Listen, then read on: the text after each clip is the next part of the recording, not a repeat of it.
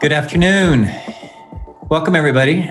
This is Michael Bracy, and we're so glad you're joining us today, August 7th, for Music Cities Together Live, our weekly conversation program about what's happening in the music community as it relates to dealing with the COVID-19 crisis, the broader structural challenges facing the community, what's happening with policy, what's happening with innovations at the local level.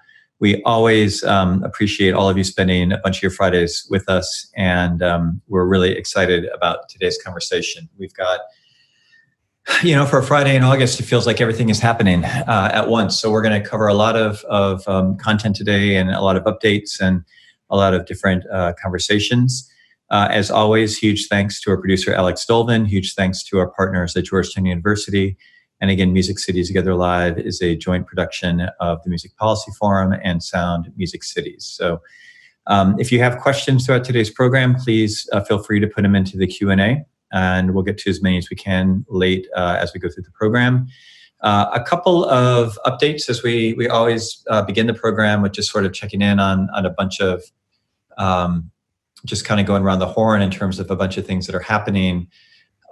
So we're kind of down to it. For the last several months, every Friday we talk about the next phase of congressional funding, and we've talked basically every week about sort of the theatrical aspects of what we've anticipated would happen between the houses of Congress and the White House in terms of whether or not there will or will not be a relief deal, what the scale of that deal will be, if there will be targeted relief, significant relief, no bill at all. We've sort of talked about the way that this game is played in Washington, which means that it'll feel like a crisis, and it'll feel like, is it going to happen? Is it not going to happen? And it's going to be very dramatic. And we're all going to wonder, are they going to get over the finish line? And they always do get over the finish line. And of course, today we're in that moment where we're saying maybe they won't get over the finish line, and maybe there won't be a deal, and maybe they'll all walk away. We're going to talk about what we know and what we're anticipating and what we think is happening with our special guest, Kevin Erickson from the Future Music Coalition. We will flag some ongoing, advocacy and outreach efforts this morning. Alex, can please put in the chat this morning, as a good example, the mayor of Tucson, Mayor Romero, joined with a number of Tucson venues and a joint letter going to the Arizona delegation, really reinforcing the importance of, passing the Restart and the Save Our Stages Act, or a combination of. We're seeing this type of engagement and activism all over the country, and it's really been impressive to watch and important to watch. So again, we'll talk more about that as we go through the day. And thank you, Alex, for putting that link in the chat. So the other, exciting or interesting, kind of news that we're sort of navigating is the progress with the Reopen Every Venue Safely initiative. We've got some updates on that we're going to talk about after we visit with Kevin. But again, it's been really interesting and sort of inspiring to be working with our 11 pilot cities to develop protocols and working plans for what it looks like to reopen live music. Not now, not tomorrow, next week, but when it's safe and when the science dictates that we're able to do so. So again, we'll have some updates on some exciting REVS developments at the end of the program. But now I am so excited to welcome in Kevin Erickson, Director at Future Music Coalition. Future Music is an organization I am very proud to have been involved in the co-founding way back in the day and worked with Kevin for many years before we handed the organization off to younger, smarter people like Kevin. And as director at Future Music, Kevin is deeply involved in advocacy, policy development, research, network building, the whole kit and caboodle in terms of what does it mean to sort of be trying to track and drive what happens in terms of public policy, as it relates to the music community, both in terms of what's happening incrementally right now and what could happen in the future. And so, Kevin, thanks so much for joining us. We're thrilled to have you. I am happy to be here, and I will warn you that my cats just will not get off of me right now. So they're going to be, you're going to see tails going back and forth. I can't do anything about it. Welcome to outside, they'll just cry. So that's fantastic. That's fantastic. So, Kevin, thanks for joining. And first off, I just, if anybody who has taken their time to watch this program on a Friday afternoon and is not following Future Music on Twitter, just make this your first takeaway from the day. Kevin is an amazing Twitter follow and does a really great job both kind of curating information about what's happening with all these different developments and a lot of the writing and research that's going on there. So Alex is going to put the FMC Twitter handle into the chat. But really, Kevin is really an amazing source of information and resources around everything that's happening with the complexity of music. So I appreciate that, and I would also let people know to expect we had plans to relaunch our whole web presence earlier this year, and then it just became COVID relief all day, every day. But hopefully that will be happening in the month of September, and we'll have some new and more up-to-date resources online as well that reflects all of these policy conversations that have been going on this year. So watch out for that. Well, let's start. I want to do kind of 3 or 4 things today, and I want to start with just big picture for those, again, who are not familiar with your work or with FMC.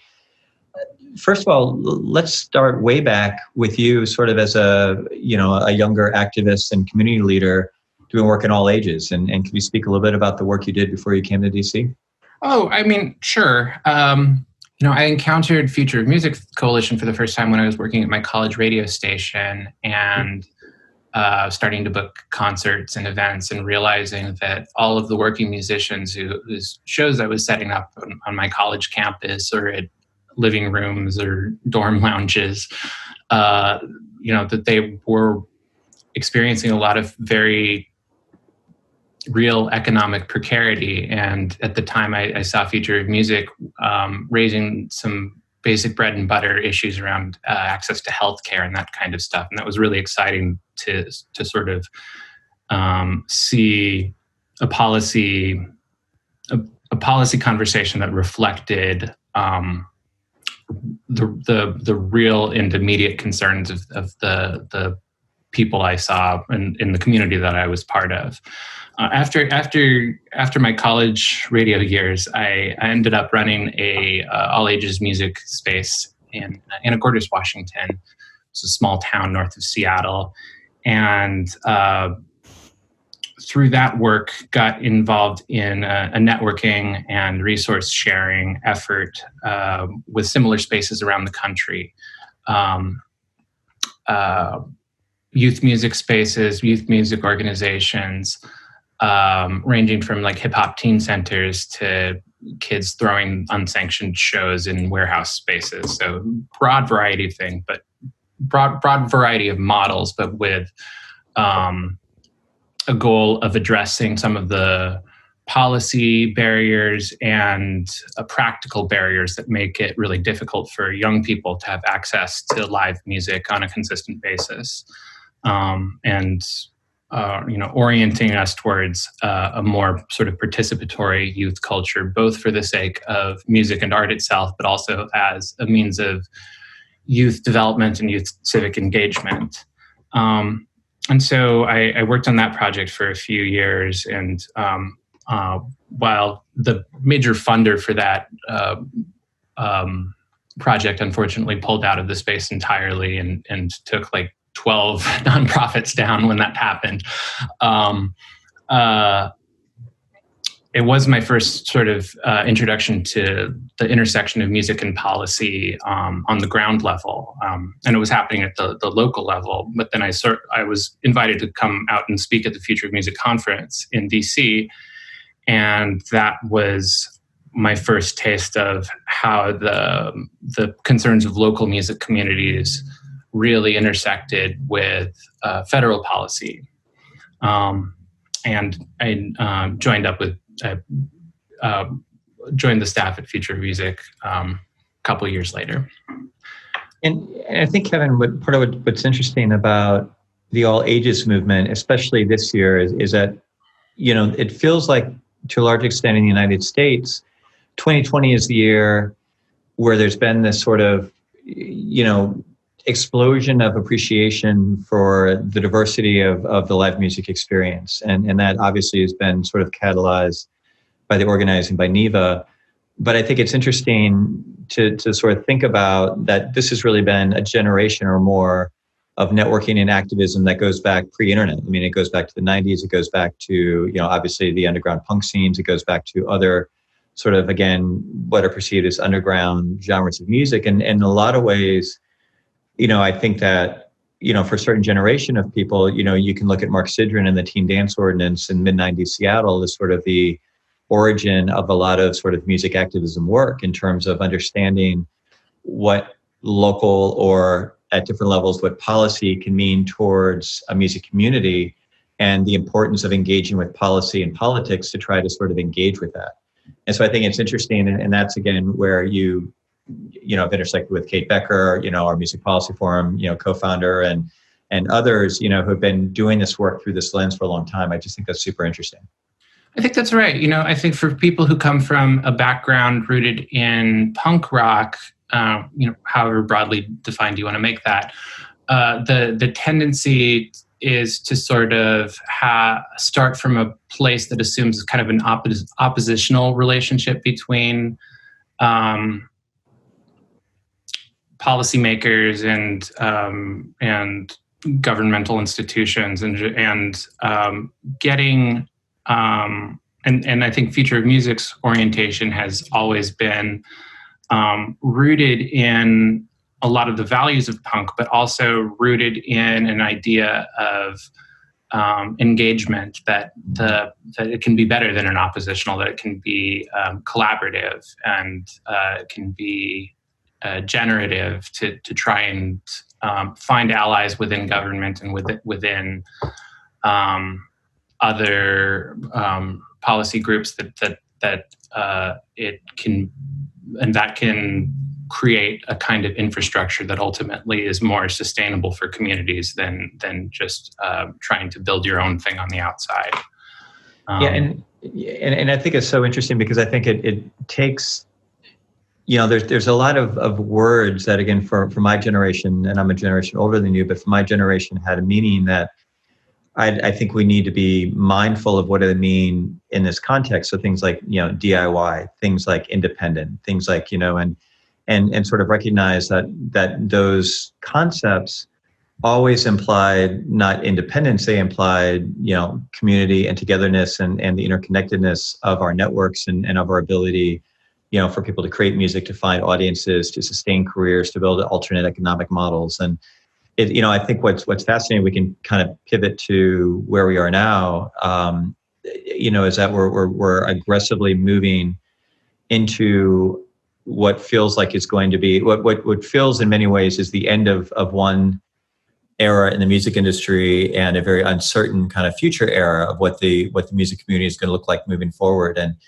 as we kind of pivot to that, could you just speak a little bit about your perception of FMC's role and your role just at this stage? Like, how would you describe sort of where you perceive yourself to kind of fit into the sort of, advocacy and research and, sort of public perception or public conversation around music at this stage? Yeah. And I think that updating some of the vocabulary right now is really important. We are sort of moving past a DIY era towards a DIT, do it together era. We kind of understand that, especially in moments of crisis, change will happen through collaborative approaches, by building power together and building power among a broad range of stakeholders. The music itself, despite its cultural power, is pretty small, but by working together and building coalitions, that's how we get stuff done. Similarly, moving from an older notion of independence that was sort of maybe a little bit more framing the issue of independence in kind of market-based and somewhat neoliberal terms, moving towards more of an understanding of interdependent music. Matt Dryhurst has written about this, but the idea that we are consciously trying to situate our cultural work in the context of the systems that we operate in, and try and build systems that serve the diversity of working musicians, serve the diversity of communities, and built in ways that reflect shared values. And so FMC in this context, there's a lot of music organizations. There's a lot of different organizations representing different stakeholders in music. And one of the things that FMC can do is take a broad view of the ecosystem and see how the parts fit together and look to fill in the gaps, see the places where the conversation might be out of sync with what's actually happening on the ground for working musicians, and especially musicians that have the least amount of leverage in policy and in business, and make sure that there are active efforts to include those folks' voices, and that we're expanding the table and making sure that diverse musicians always have a place at the table on the full diversity of policy issues that impact them. So sometimes that's like identifying an issue. In the past, it's been like net neutrality. We were early in identifying net neutrality as a issue set that was really going to impact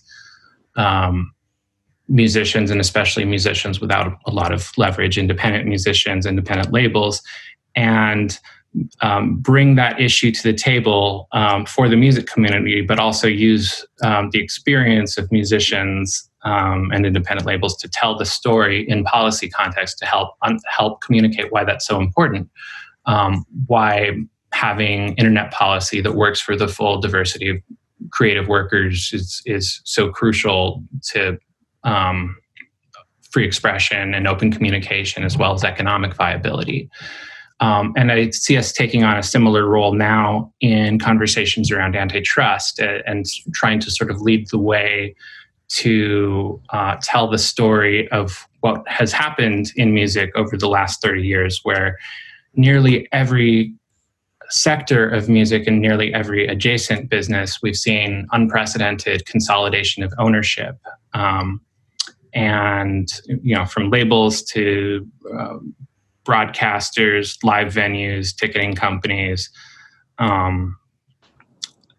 digital services, even booking agencies, and to try and illuminate the impacts of that ownership consolidation and the monopoly dynamics and the exclusionary dynamics that happen as a result of that, while recognizing that these are also trends that are happening throughout the entire economy. It's certainly not just music. It's happening in agriculture. It's happening in healthcare, et cetera. But we can sort of, by telling these stories, we can start to create some collective power to address them both the federal agencies and through legislation, to try and keep some of these dynamics in check. Because what we have experienced is ownership consolidation and fewer companies having more and more power ultimately isn't good for musicians, either in terms of access to audience or in terms of their ability to obtain fair and sustainable levels of compensation. But it also hurts music listeners and music communities in the long term. So we can start to look at policy solutions that could address those things, but it also helps tell the story of what's happening with monopoly dynamics in the larger economy, and in that way help seed and grow a broader anti-monopoly movement. Yeah. And that's something that I'm very excited about. That's there's some things I can't talk about yet, but we're getting some initiatives going around that, in addition to the direct work with the filings and federal agencies that we have been doing on those issues. I think we're going to be doing some big storytelling initiatives to help folks understand that. Now, that's especially important right now in the context of COVID, because the worst outcome potentially, or one of the worst outcomes from this crisis for independent music businesses, small venues, small record stores, is that we lose the smaller independent community level, community scale businesses. And then the largest companies come in and occupy that space. And so it's a shift of wealth and resources away from community-centered businesses towards models that are more centralized and extractive. So in the end, you have the largest companies controlling more and more of what's possible in music and limiting the ways that artists can get paid, limiting the diversity of business models that's so important for sustainability of diverse culture, because they're able to use their massive market power to sort of dictate the terms by which musicians can bring their work to the market. As a result of this crisis. And so that informs how we look at some of the different COVID-related legislative proposals, but it also informs why the anti-monopoly work is so urgent at this moment. Yeah, so let's back out to 10,000 feet. And again, if anybody who's watching has a question, you can throw it in the Q&A and we'll get to as many as we can. So again, as a framing conceit, sort of the underlying idea of FMC is that the policy decisions that get made in Washington have a lot more to do with the structures of the music economy than people tend to want to give it credit for. And the secondary concept is that the only barrier to being effective in navigating and impacting those policy conversations is an unwillingness to do so. So FMC, so you're a big part of your role at FMC is, as you described, is working in collaboration with a whole host of other stakeholder organizations that represent different interests inside the music community, whether it's a business sector or maybe your partners in the cultural advocacy group or others who all are sort of trying to knit together some sort of it doesn't have to be a comprehensive policy agenda, but the ability to work on different issues together in collaboration. And what I'd like to do as an exercise quickly is break this down into 3 different conversations. I want to hit a couple of things that you've been working on or that are priorities that are sort of pre-COVID, but are things that either have been working on long-standing, some of them you touched on, but we just kind of banged through a bunch. I want to spend a few minutes talking specifically about like what's happening with some of the immediate relief conversations of sort of the 2020. And then again, I think you teed up really well sort of what the future conversations look like as, 2021 is the 25th anniversary of the Telecommunications Act. And, there's going to be sort of the need and the necessity to kind of think about what the future is. So, are you adjusting your cat?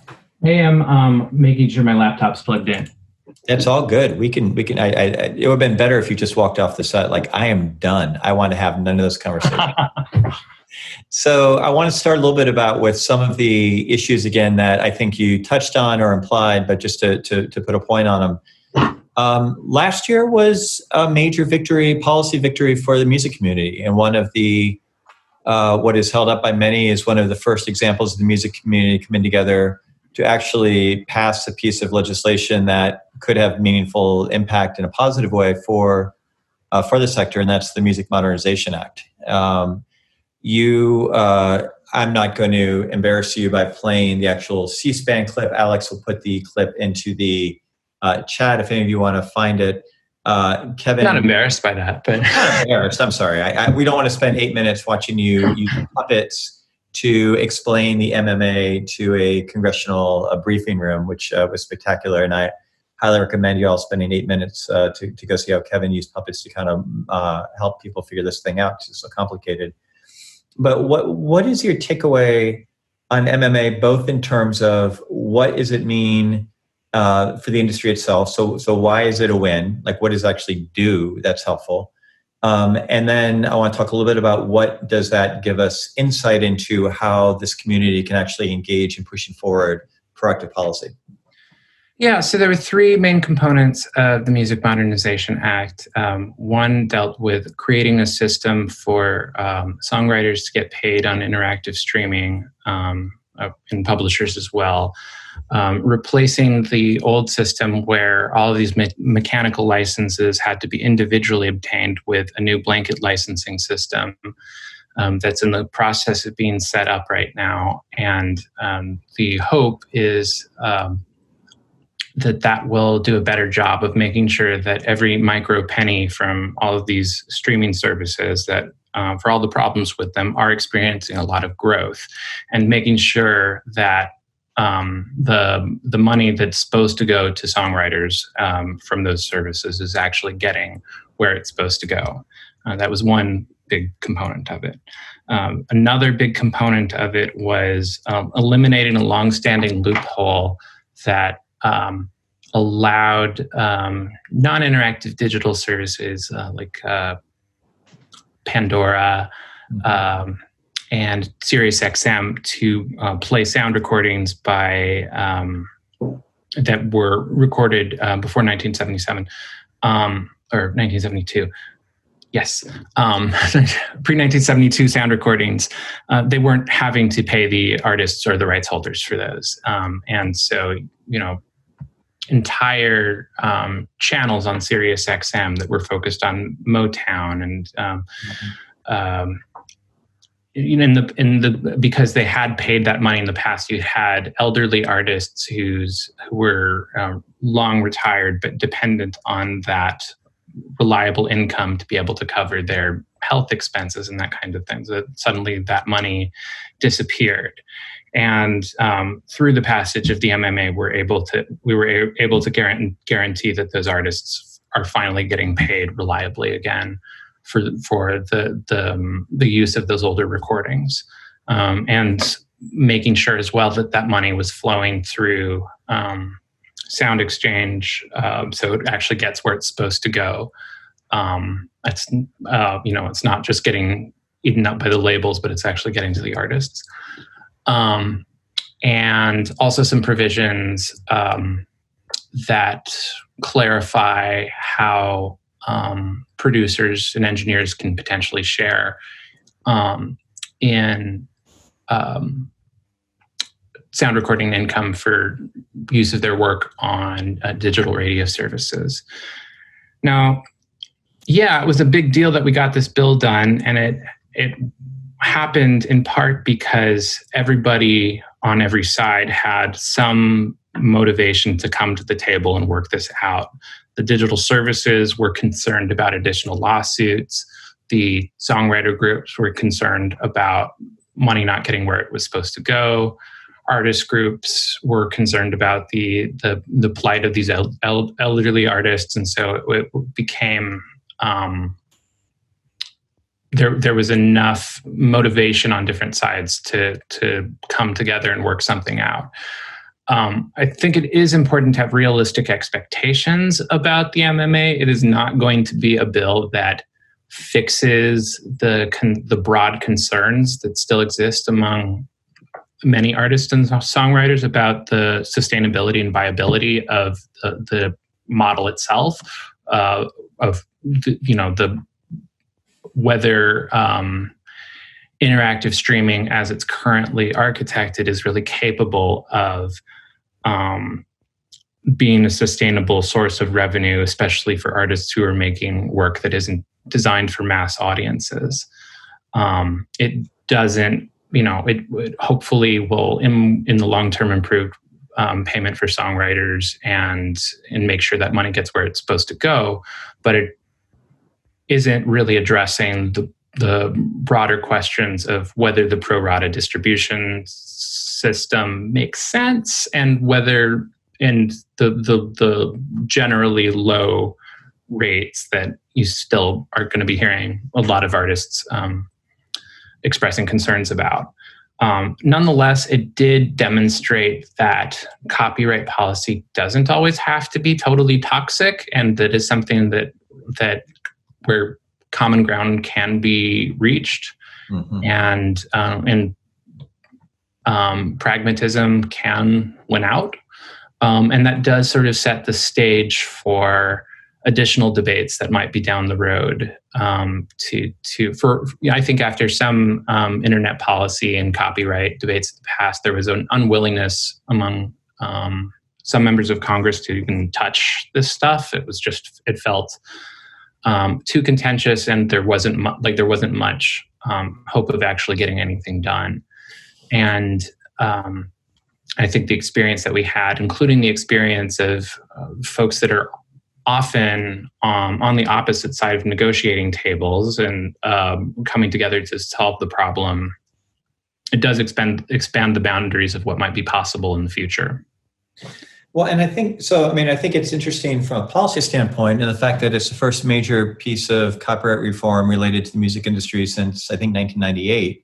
Yeah. And so there's a lot of. I mean, that's interesting in and of itself, and that it's addressing significant issues. I think it also is interesting and very instructive for our community in terms of the different ways that again, music and music activists can engage with policy. So it's one thing to try to stop a policy that you perceive as being bad.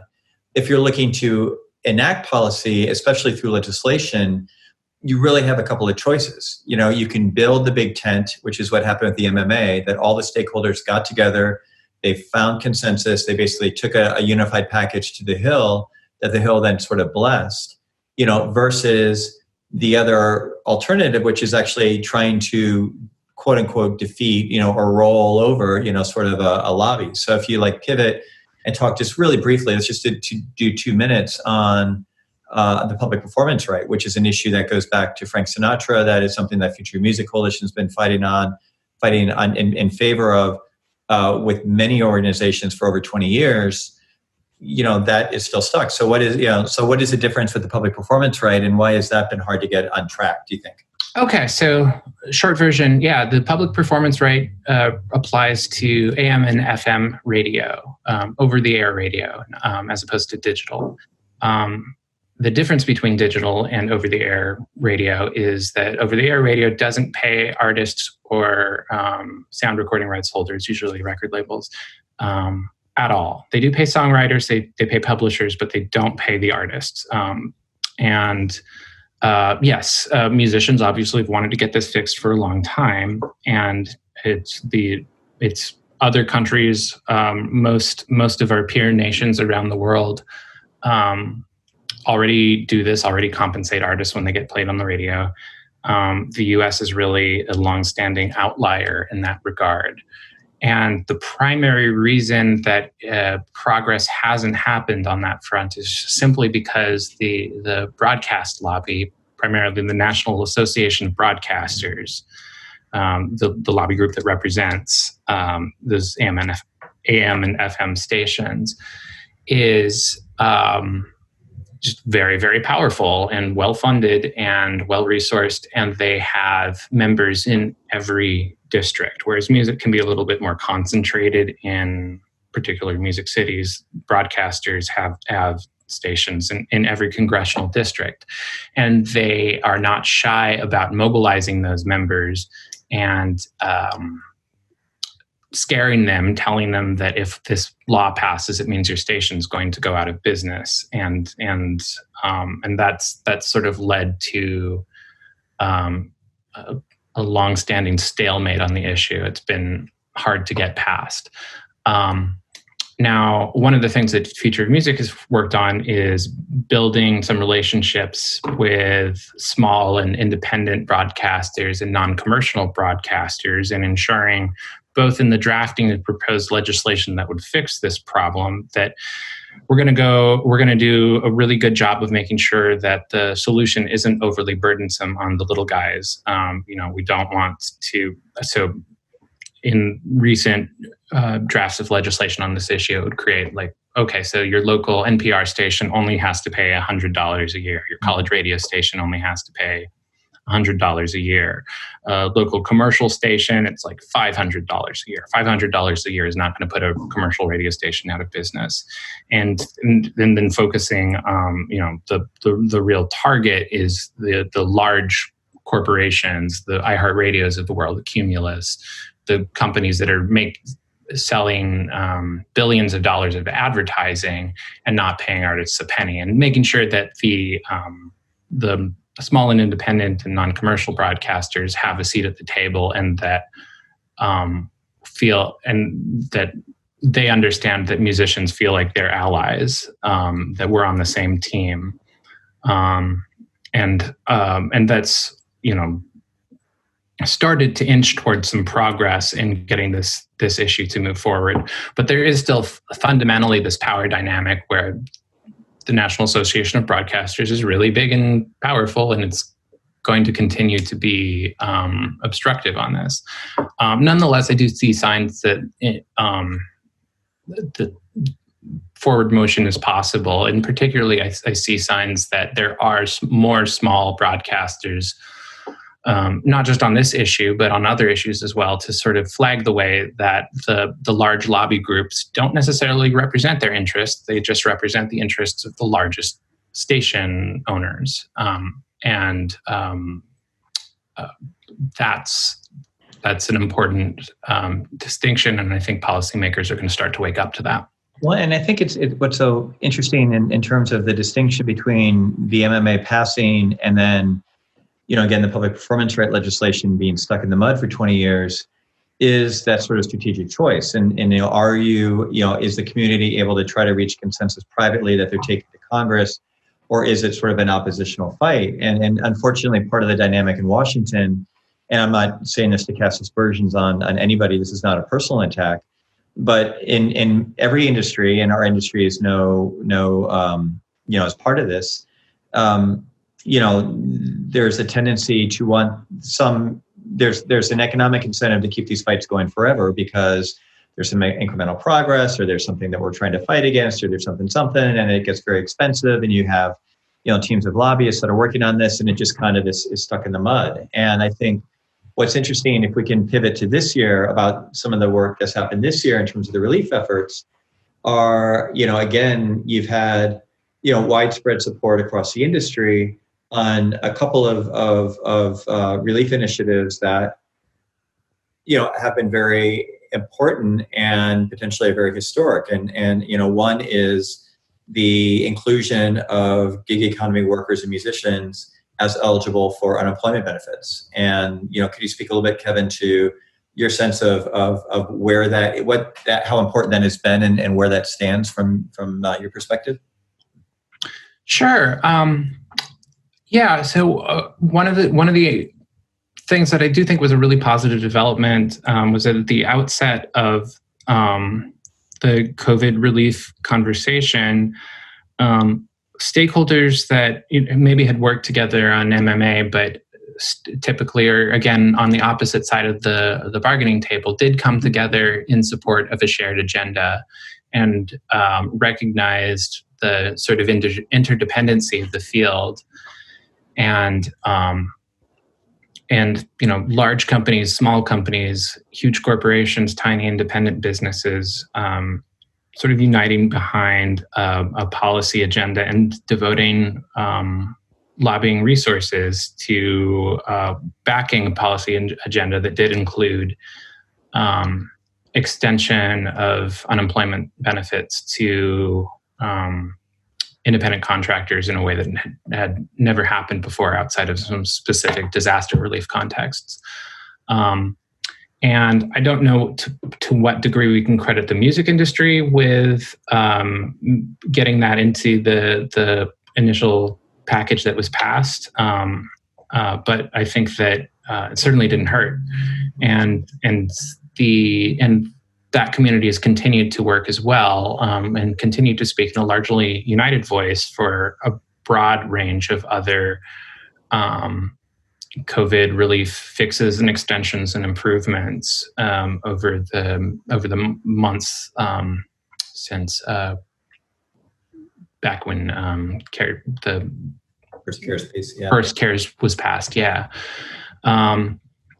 And I do think it's encouraging. I do think it's good to see that in these contexts there's an ability to work together, and that doesn't mean that we have to set aside all of the differences. I think we can still look for corporate accountability. And, for example, FMC, has endorsed the notion of a merger ban, which was a bill that was supported by Senator Warren and Congresswoman Ocasio-Cortez.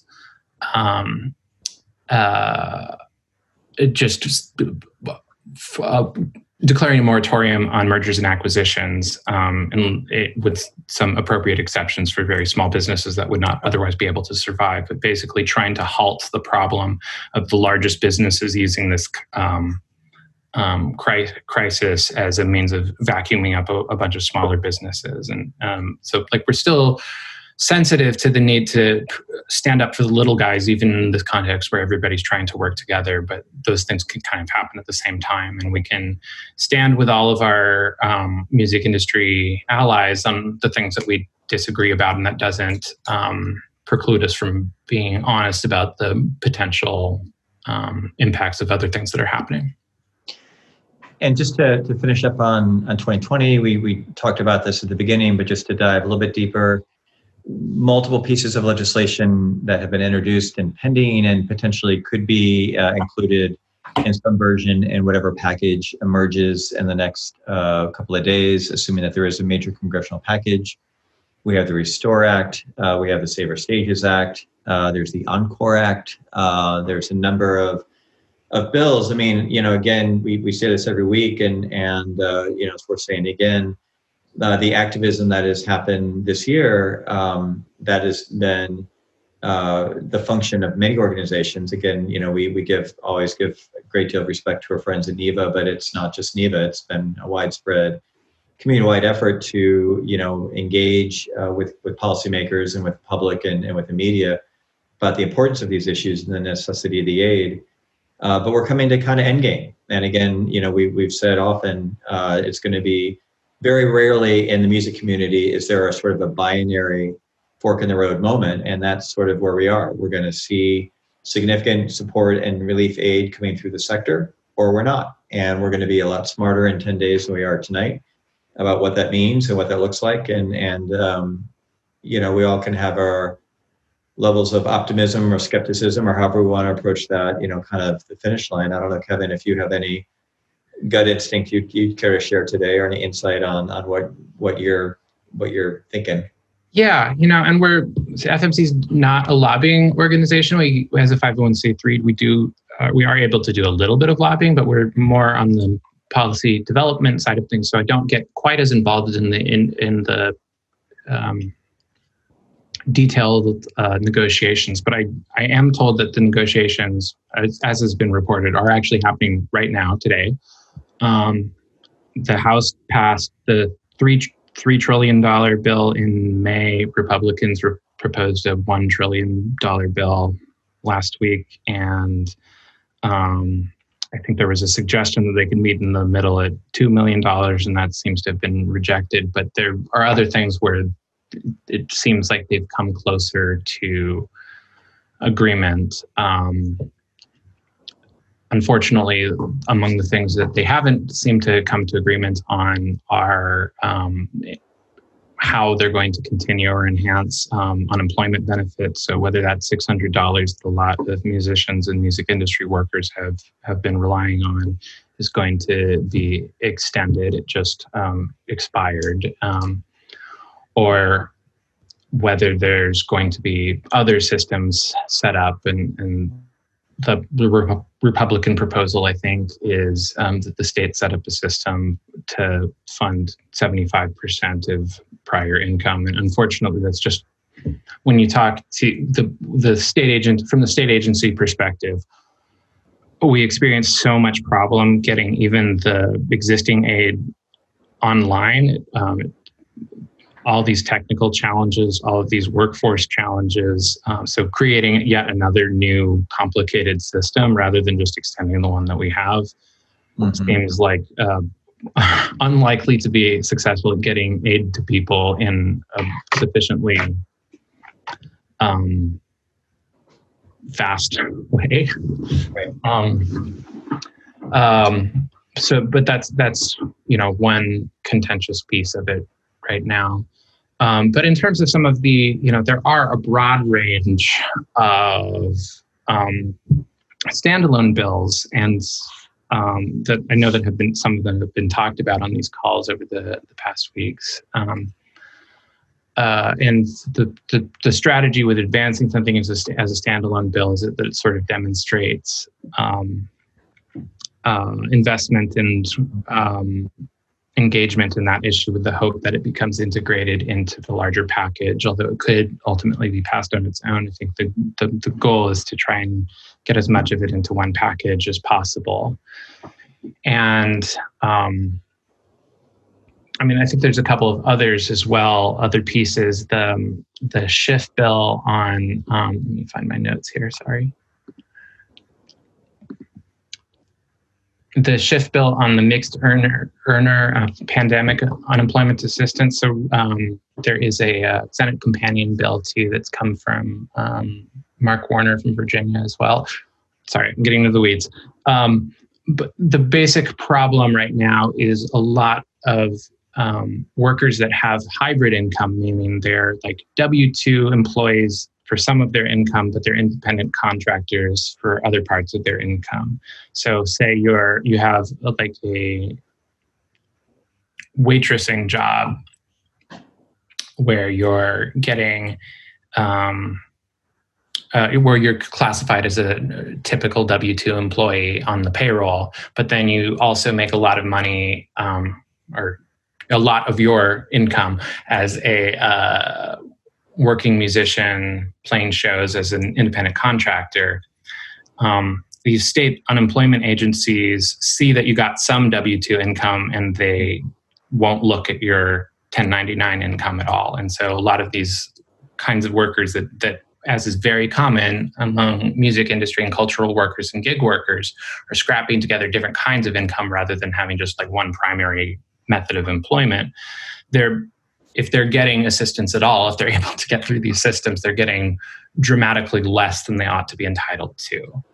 And that's been a problem since this new system has been set up. So there's like a targeted fix for that problem that's under discussion. And one of the things that the House and Senate lead negotiators are talking about right now.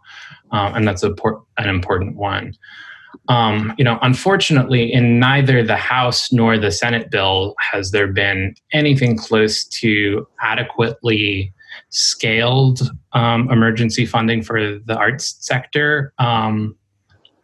Groups like us and Americans for the Arts and the broad range of arts advocacy organizations have asked for something closer to $4 billion in emergency relief for the NEA, and a similar amount for the National Endowment of Humanities, and also to expand eligibility for that funding to all arts and cultural nonprofit organizations, not just prior grantees of the agencies. There is a bill probably coming on that called the Calmer Act. It hasn't yet been introduced, but which I'm a little concerned about, but some of these things too, this when you look at things and see numbers like $3 trillion, you still have to understand that nothing on the table yet even comes close to addressing the amount of need, either for arts and music or for the entire economy. And so even after this next package hopefully gets negotiated and passed, there will be future packages down the road, and they might look different because the composition of the House and Senate might look different, and we might have a different administration, so there might be things on the table. Unfortunately, relief that arrives in 2021 is going to arrive too late for a lot of musicians and music businesses, that are at dire risk of going under. And that's why inclusion of things like the Save Our Stages Act, the Encores Act, which is the one that provides a tax credit to venues for refunded ticket that were canceled. The Restart Act, which is creating an SBA loan program for some of the hardest hit businesses, and other individual standalone pieces like that. Why getting them into this package and not deferring it to some future package that might happen down the road? Why it's so important to get them in there now?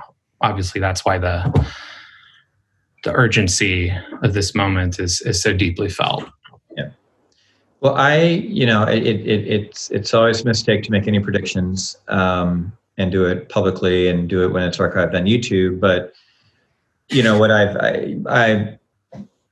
what we've been feeling for a while, I think is still, sort of the sense here, which is, I think there's probably an 80% chance that they'll reach a bill. I think it's highly likely that they'll reach some sort of significant accommodation in the next couple of days. And I think if the bill is at a scale that, again, it looks like it is likely to be at 1.5 trillion or more, I think it's highly likely that there'll be significant relief because the community has done the job. And again, it's not, it's not just about one organization. It's about, you've had cities and states, you've had the research, the work that we showcased a couple of weeks ago from the state of Colorado, documenting the economic impact of the cultural sector. You've had, again, the media presence. I mean, you've had all the pieces in a very pragmatic and very systematic way, stating the case, outlining the solutions, doing the hard work, working bipartisan. It's very important that on the Restart Act, that 26 members are 26 co-sponsors, at least, are Republican.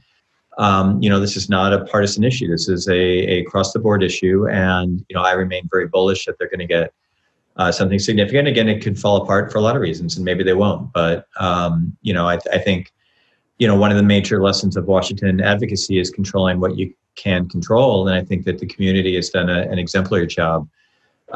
Kevin, I want to spend just literally 2 minutes on the future. And some stuff that you touched on, but I think is critical because, again, if we take away part of what I wanted to showcase today or think about today, is not only is the stuff that happens in Washington really important, but the opportunities to engage in these conversations longitudinally, so it's not in response to a crisis, but it's saying there are things that we need to do better, or from an aspirational standpoint, or we can help create the future that we would like to see that would be a better future.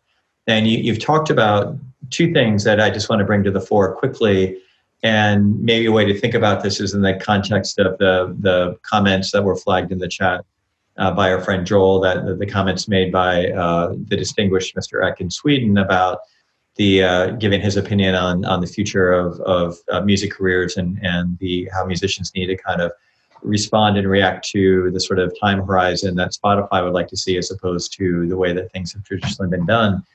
But there are two major pieces. Again, we just got a minute on this, but we've got the likelihood, if the election goes the way that people project the election may go, you've got net neutrality one more time for the fifth time, going through a policy cycle to try to get some resolution, net neutrality. And then you've got the antitrust conversation and the sort of platform domination conversation. So again, we've seen, net neutrality we don't really need to talk about. That's a whole other conversation, but basically the FCC has legal authority to go back at that one more time. At some point, Congress should pass legislation to clarify what the rules of the road should be. Fundamentally, net neutrality is about entrepreneurship and access to the marketplace and innovation and the ability to, have full entry and guarantee that it won't be blocked by the significant players if you're trying to bring something into the community. If you could speak just a second more about the antitrust hearing and sort of the trajectory of the antitrust conversation and how that could relate to different structural conversations about the music community in the next couple of years, that would be super helpful. Sure. On antitrust, I think many people have seen last week the hearing where the CEOs of Google, Facebook, Amazon, and Apple were examined by the House Judiciary Committee, or the Antitrust Subcommittee, as part of what's been an ongoing investigation of those companies and of the role of the largest tech companies in the economy and whether or not they're engaging in behaviors that are described as anti-competitive or anti-consumer or broadly at odds with the kind of healthy and open and dynamic internet economy that we have that we have aspired to have because it's among other things the best situation is when artists have a range of business models, and different kinds of artists that have different assumptions about the scale of their potential audience can work with the partners that make sense for them rather than getting shoved into a one-size-fits-all business model. And in particular, when internet surveillance-based business models that are sort of rooted in the needs of the advertising technology duopoly with Google and Facebook, musicians end up being sort of used as bait to these platforms and then have to buy their fan bases back from the platforms essentially by purchasing advertising. And that has implications not just for the careers of musicians, but these models, as we've seen, have potential implications for democracy broadly. So they did have this hearing last week where there were persuasive accounts of antitrust violations on a variety of issues with each of these large companies, and there's potential for cases to be brought forward by the Department of Justice, by the FTC, and by some of the state attorneys general to address these violations. And the range of potential actions that they could take ranges from specific prohibitions on conduct, things like telling Google you can't do that anymore, all the way up to like actually breaking these companies up.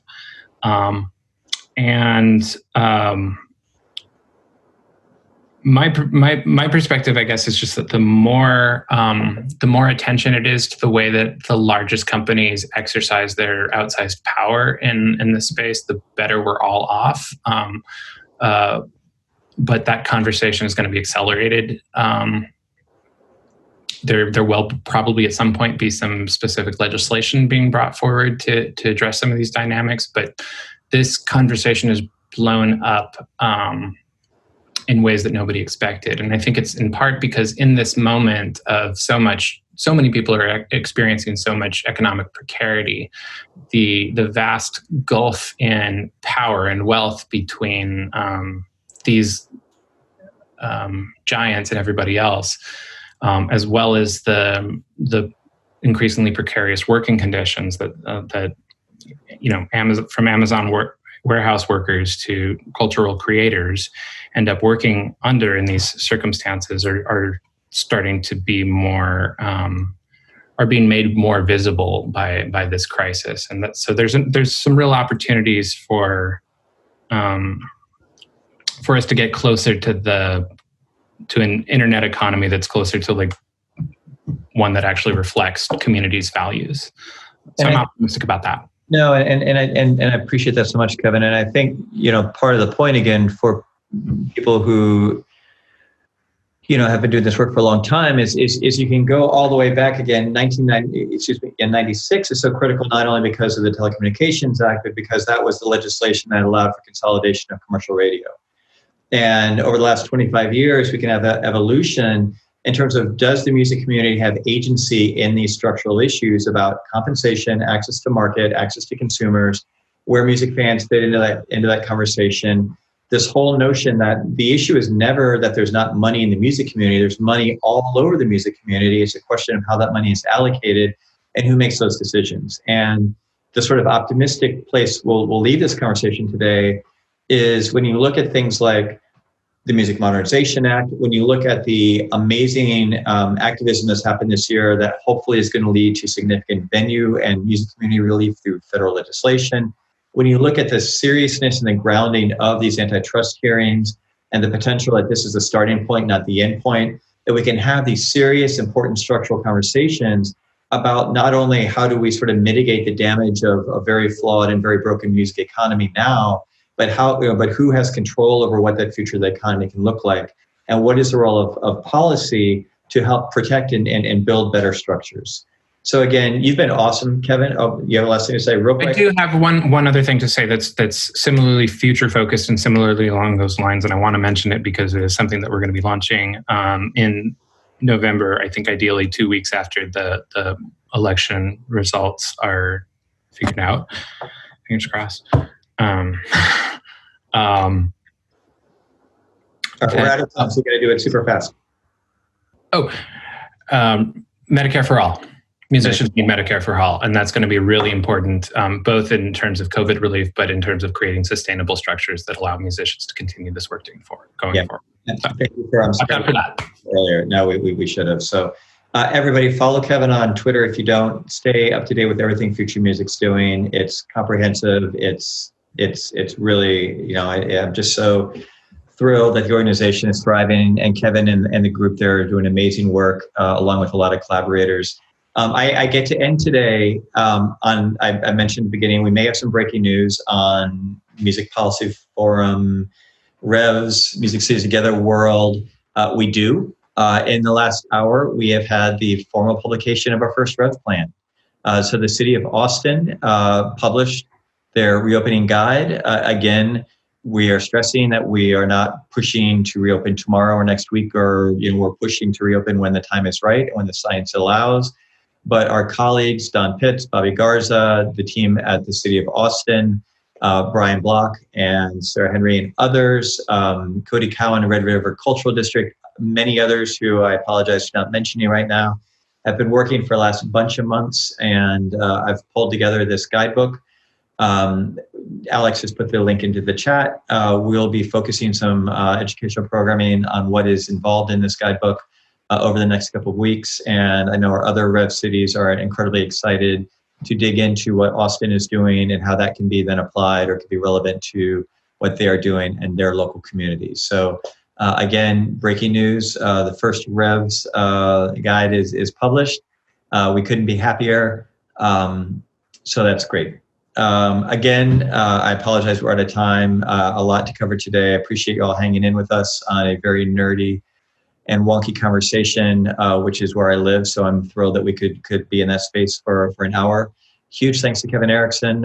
Huge thanks as always to Anna Chalenza and Georgetown University for hosting our Zoom. Alex Dolvin for producing the program, our colleagues and partners at Music Cities Together and Music Policy Forum in Sound Music Cities. If you have comments, questions, suggestions, feedback, you can always email us at musicpolicyforum@gmail.com. If you thought that today's program was interesting or useful, we'll be putting it on YouTube. Feel free to send the link to friends and colleagues. We will see you likely in a couple weeks. We may come back next week if there is huge news on the congressional front. Otherwise, we may take a week for summer recharge. We'll let you all know what we decide to do on that. Thanks again. Have a great rest of your Friday, and we will see you soon. Bye.